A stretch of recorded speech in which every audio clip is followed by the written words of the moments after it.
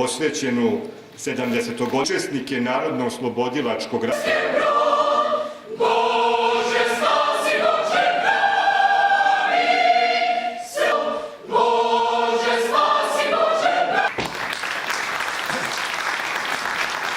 Ja se izvinjam samo prema što uručim gospodinu predsjedniku kažem. Takve postupke ljudi koji vode opštinu.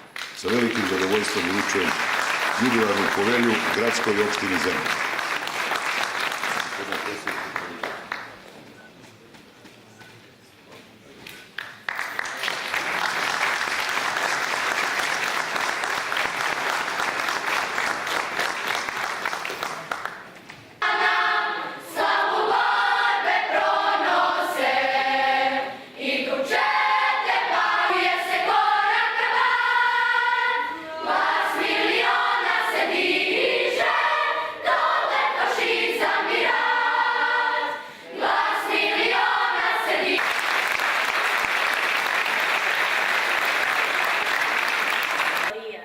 I tvrde se grude, drobe ispod brana.